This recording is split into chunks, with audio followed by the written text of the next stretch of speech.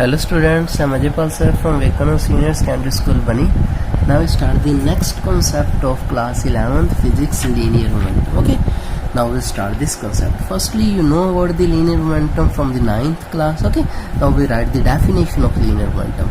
Linear momentum is defined as the product of mass of the body and its velocity. Okay, इसको एक तरीके से quantity of motion या strength of motion से जाना जाता है. Okay, quantity of motion कि मोशन के अंदर पावर कितनी है, क्वांटिटी ऑफ मोशन, ओके, या स्ट्रेंथ ऑफ मोशन कि कोई ऑब्जेक्ट मूव कर रहा है तो वो कितनी आगे जाके अगर किसी दूसरे ऑब्जेक्ट से टकराएगा तो वो कितनी ज़्यादा डिस्ट्रक्शन करेगा, that is the linear momentum. Okay, चलो हम इसकी सबसे पहले डेफिनेशन लिखते हैं. Okay, linear momentum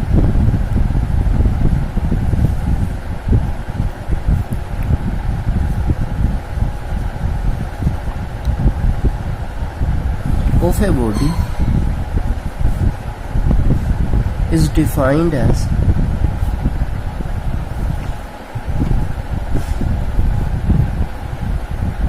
product of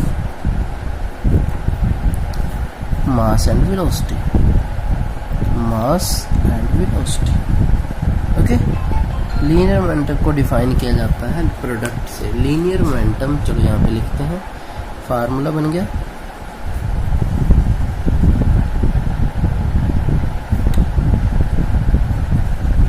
to mass multiply velocity. Okay, तो यहाँ से इसका फार्मूला क्या, लीनियर मोमेंटम को P से रिप्रेजेंट किया जाता है. P is equal to m into v. Okay, तो P से रिप्रेजेंट किया गया लीनियर मोमेंटम को मास इंटू वेलोसिटी, इसका फार्मूला बन गया. ओके, अब आपको पता है जो मास है, ओके, तो वो तो आपको पता है क्या है, स्केलर क्वांटिटी है, बट वेलोसिटी तो वेक्टर क्वांटिटी है ना. तो ये वेक्टर क्वांटिटी के अंदर कैसे लिखा जाएगा, m. ओके, इसके ऊपर क्या देगा, वेक्टर क्वांटिटी के ओके ऊपर एरो आ जाएगा because it is a vector quantity. ये आपको पता चल गया, वेक्टर क्वांटिटी है तो उसके ऊपर एरो आ गया. अब इसकी जो डायरेक्शन होगी वो same as it is velocity वाली डायरेक्शन होती है. Direction is same as velocity. जिस डायरेक्शन की वेलोसिटी होती है वही डायरेक्शन इसकी लीनियर मोमेंटम की हो जाएगी. ओके, तो इतना आपको समझा गया.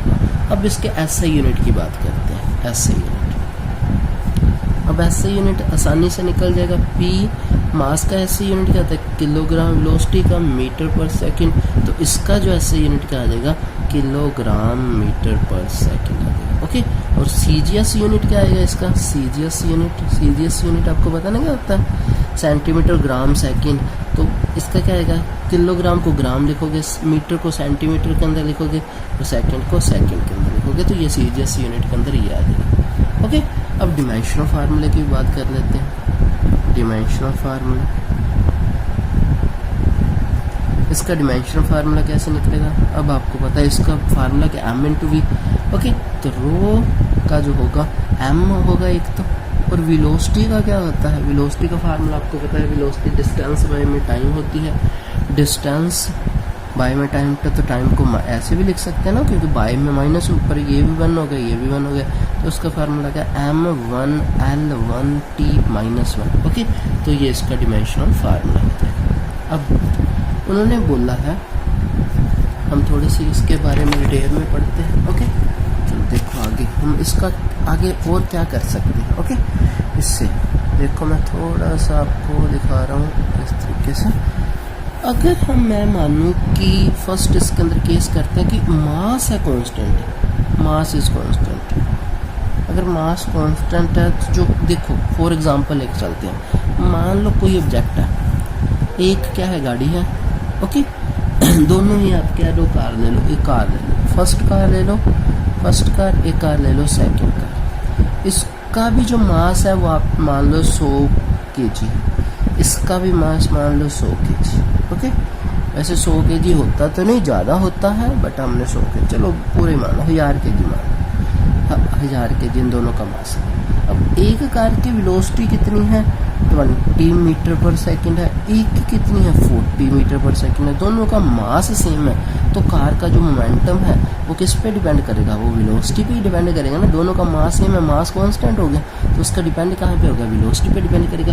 जो v है, अगर मास कांस्टेंट तो v डायरेक्टली प्रोपोर्शनल हो जाएगा वेलोसिटी के, जिसकी जितनी ज़्यादा वेलोसिटी उतना ज़्यादा उसको मोमेंटम, तो इस में जो वेलोसिटी आएगी सेकंड कार की जो वेलोसिटी आएगी वो ज़्यादा आएगी। ओके, तो ये आपको पता चल गया। सेकंड हम केस लेते हैं व्हेन v इज कांस्टेंट, यही हम ऑब्जेक्ट लेते हैं। हमने क्या ले लिया, एक ले लिया ट्रक ले लिया, मैं यहाँ पे ट्रक का डायग्राम बनाता हूँ, this is the truck. Okay, ये आपका ट्रक हो गया। ओके, ये ट्रक हो गया।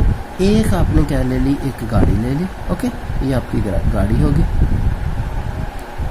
ओके, एक ट्रक हो गया, एक गाड़ी होगी। ट्रक का मास आपको पता है कितना होगा, 5000 kg और इसका 1000 kg, और ये सेम रफ्तार से चल रहे हैं, ये दोनों 50 मीटर पर सेकंड से चल रही है, ये भी 50 से चल रही है और ये भी 50 मीटर पर सेकंड से चल रहा है। अब जो दोनों की वेलोसिटी सेम है तो मोमेंटम किस पर डिपेंड करेगा, मास के ऊपर डिपेंड करेगा। तो ये आपने बात याद रखनी। ओके, अगर वो दोनों कांस्टेंट, अगर v कांस्टेंट तो इस पर डिपेंड करता है, अगर m कांस्टेंट है तो उस पर डिपेंड करता है। ओके, तो इस तरीके से आपने ये बात याद रखनी।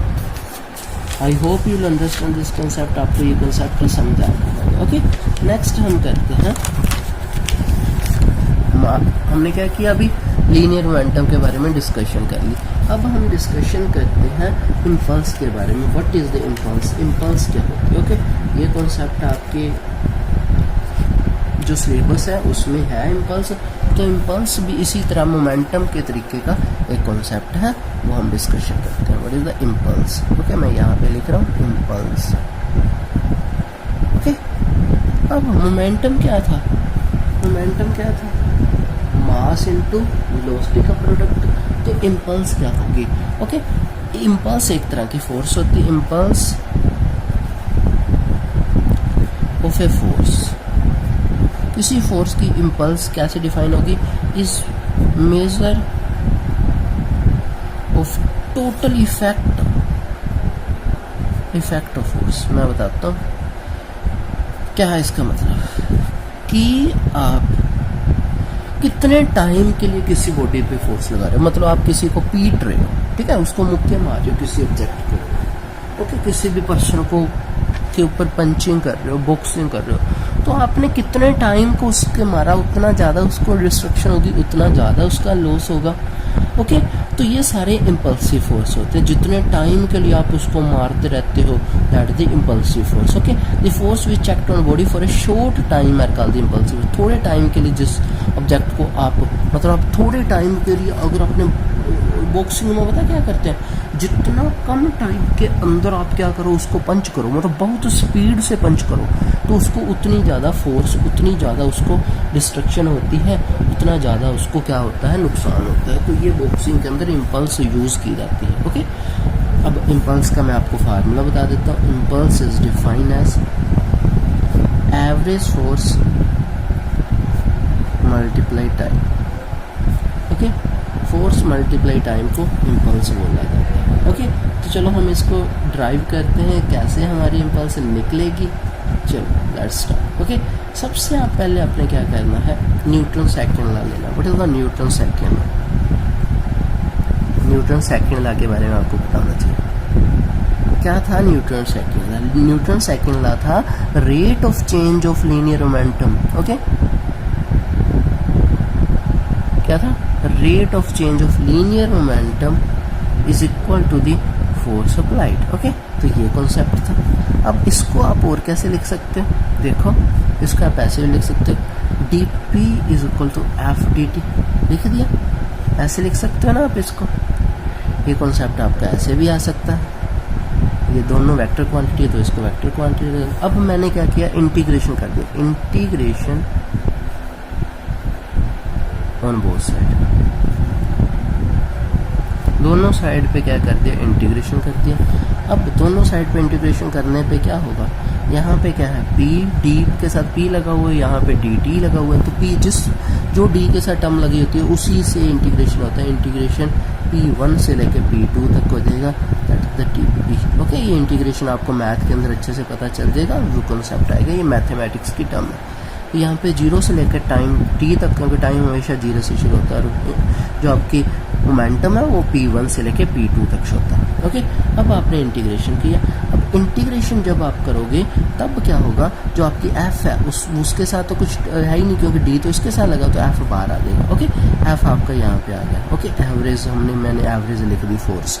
अब यहाँ पे t का जो एफ डी टी का इंटीग्रेशन होता है, t होता है, तो t इंटीग्रेशन आ जाएगा, साइन हट देगा इंटीग्रेशन का, और ये लिमिट वैसे की वैसे ऊपर मैंने यहाँ पे लिखा, ओके। अब यहाँ पे क्या आएगा, p, dp को हटेगा के p आएगा, p आ जाएगा, तो वैसे ब्रैकेट लगा दी, यहाँ पे p2 लिख दिया, यहाँ पे p1 लिख दिया, तो f एवरेज, तो टाइम आपका क्या आएगा, t2 ऊपर वाला पहले पुट करता है, माइनस में बाद में पुट करते हैं, यहाँ पे p2 माइनस p1 आ जाएगा, ओके। ऊपर वाला पहले बाद में माइनस, और लिमिट ऐसे पुट करते हैं, तो आपका क्या आएगा, F A V multiply T is equal to p2 minus p1, okay. ये आ गया। अब आपको ये फार्मूला पता है किसका था, ये किसका था, इम्पल्स का, क्योंकि मैंने बताया था ऊपर, ये देखो एवरेज फोर्स मल्टीप्लाई टाइम, यहाँ पे एवरेज फोर्स मल्टीप्लाई टाइम क्या आ गया, इम्पल्स के यहाँ पे दो फार्मूले बन गए, एक तो ये आ गया, एक आ गया चेंज इन मोमेंटम, कि कितना मोमेंटम के अंदर चेंज आता है वो भी इम्पल्स के बराबर होता है, ओके। तो ये आपका इम्पल्स का यहाँ से फार्मूला आ गया। आई होप यू अंडरस्टैंड, ये आपको कॉन्सेप्ट समझ आ गया होगा, हमने कैसे इम्पल्स का फार्मूला निकाला, और ये भी जो है एक वेक्टर क्वांटिटी है, ओके, वेक्टर क्वांटिटी, ओके। तो आज हम इतना ही करेंगे, ओके। तो take care, stay home, stay safe, bye, okay. आपको समझ आ गया। अब इसका एसआई यूनिट चलो एक और कर देते हैं। एसआई यूनिट तो बता दो इसका क्या होगा, फोर्स का एसआई यूनिट क्या होता है, न्यूटन, टाइम का सेकंड, तो न्यूटन सेकंड, और डिमेंशनल फार्मूला क्या हो जाएगा इसका, m1l1t -1, ओके।